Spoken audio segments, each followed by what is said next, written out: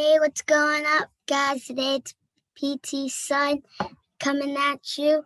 So today, the story we're learning about is canceled culture. All right. Thank you, Seth, for the introduction. Okay. Hey, guys. Yes, like my son said, we are going to talk about how to respond to cancel culture. The reason I picked this article, or at least picked the story, is because last week, Dr. Seuss's birthday, his birthday was last week, right? And if you never read Dr. Seuss before, what have you been doing? Like, have you been living under a rock? I love Dr. Seuss. I grew up reading Dr. Seuss. My son's reading Dr. Seuss. Dr. Seuss is a great author. He has helped in his writing children address very complex issues, but in a very fun way. Issues like differences of one another, environmental care, personal identity, personal growth, self-love. Kids are able to read his book and understand these complex issues in a fun and simpler way. That was Dr. Seuss's gift to the world, right? And last week, his birthday came with the publishers basically canceling 6 of his old books, right? Because in these books, what they did was they portrayed images of people in a way that would be considered today very hurtful and wrong. Okay, images, for example, of an Asian character sitting down with the rice paddy hat and holding chopstick, eating from a bowl. They saw that as racist and hurtful, and so they said, you know what? Let's cancel those books. Okay, and on top of that, if you guys did not know, during World War II, Dr. Seuss was actually very anti-Japanese and made a lot of caricatures, satire cartoons that would be seen today as blatantly racist against Japanese. Now, if he stayed that way, and that was the way he is, I would understand. But actually, in 1953, after the bombing of Hiroshima, Dr. Seuss visited Japan and realized the devastation and just the hurt that was going on with the people. And so he wrote a book to issue an apology for what he did prior to the war. And his book was called Horton Hears a Who. And in it, he actually dedicated that book to a friend of his in Japan that he met, right? His legacy included something like Obama once said to a group of kids, everything you need to know is in one of Dr. Seuss's books, as a way of honoring Dr. Seuss, okay? And so today, I want to ask the question, how does a Christian go about responding to cancel culture? Right?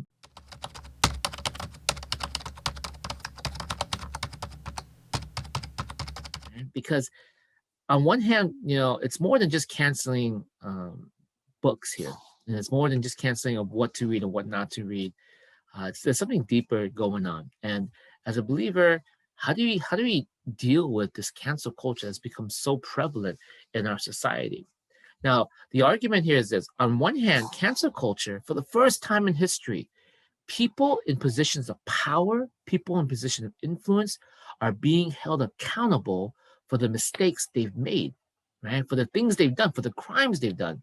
In the past, money, power, influence covered up so many crimes and problems that those who had the crimes made against them, who were victimized or belittled, those guys, they couldn't speak up, right? Because of the power and privilege of those in power. But cancel culture allows now for you to level the playing field, right? And to make sure that these people of power will be held accountable to their actions. So on one hand, it's actually a very noble thing, a very honorable thing to bring down those who use their privilege and power for evil. But on the other extreme, one that I would say would be with Dr. Seuss, one could argue that cancel culture is kind of like this gotcha system. I gotcha, looking for any reason to pull down some people off of their pedestals without offering a second chance, without putting context or even looking at the life of the person. Just, you made a mistake, we don't like the mistake, therefore we cancel you across the board. And not even taking into consideration, people are human and people can change. And because of cancel culture, people lose everything that they've worked their whole life for, their careers, their family, their friends, their business. It's all gone over in one moment, okay?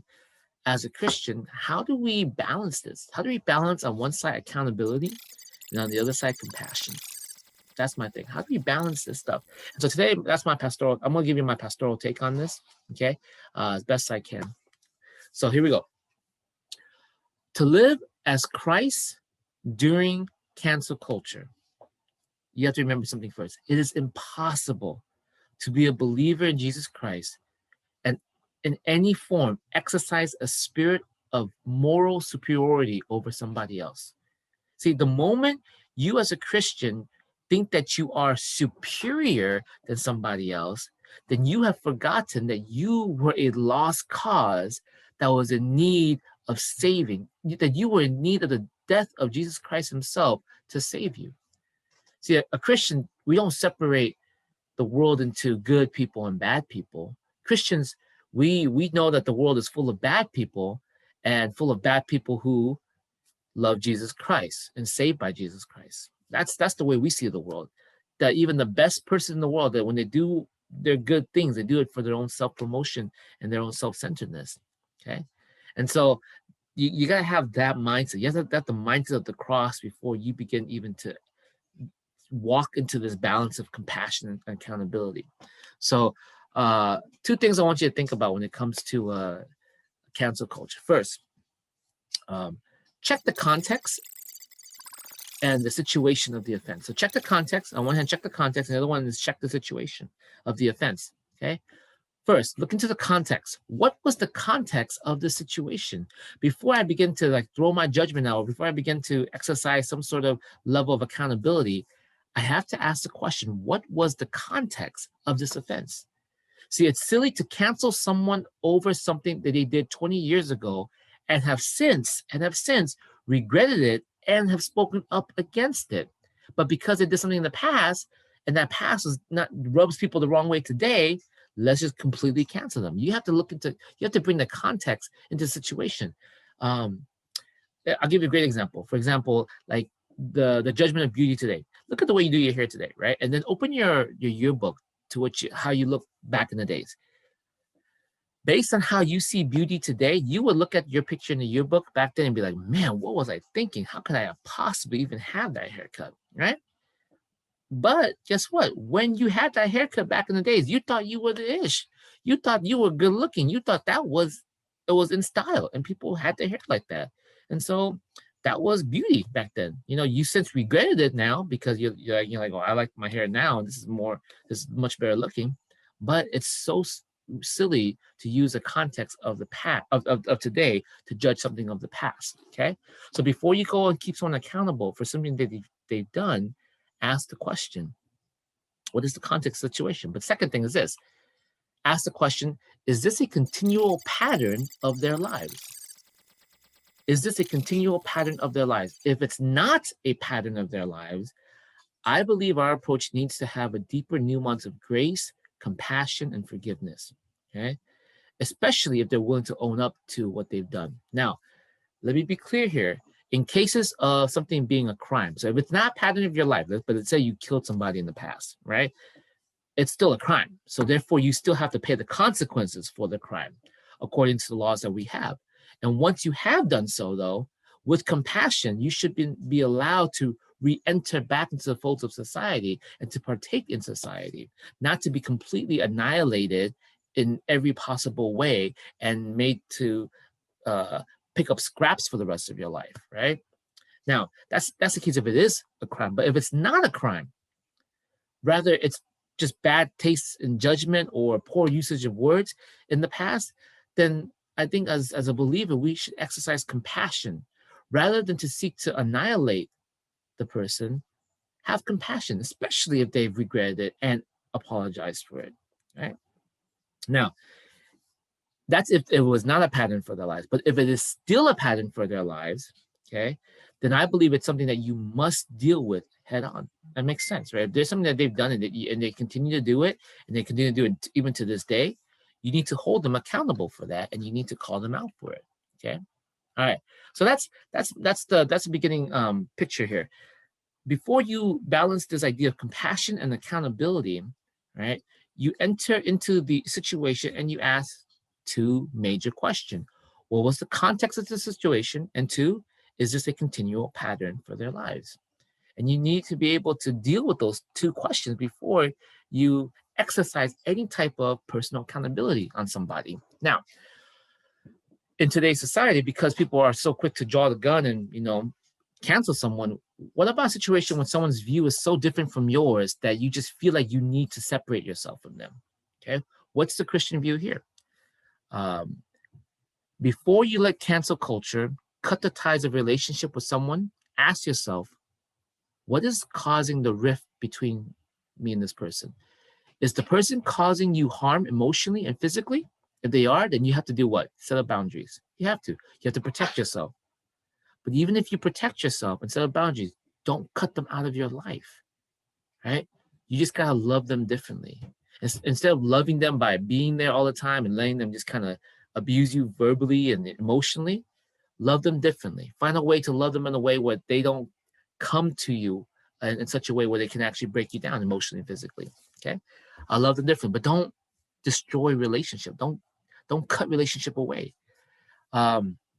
If the person is merely having a different opinion than yours, that's contrary to what you like or what you agree to, then you are definitely allowed to disagree with them. But again, do everything to maintain the relationship with them.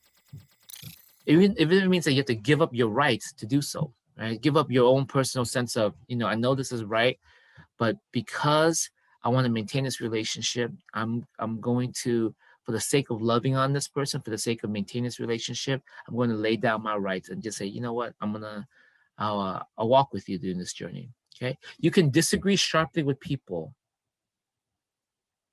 but you also seek with everything possible to bend over backwards to maintain relationship with them. Okay.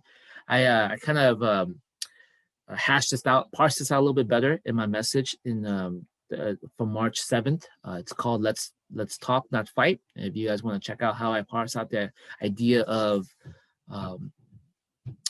disagreeing with someone, but at the same time still being able to love someone, check that message out. Okay.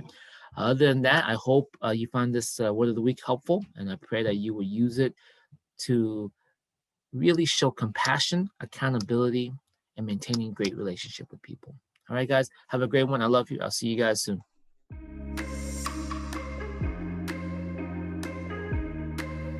Like what you see? Come check us out on our YouTube channel. We're called to love God, love people, and serve the world. We post regularly every week, Wednesdays and Sundays. 10 a.m. Children's Ministry, 12:30 p.m. for English Ministry. Check out our website at www.wearetruelove.com. Don't forget to hit that subscribe button.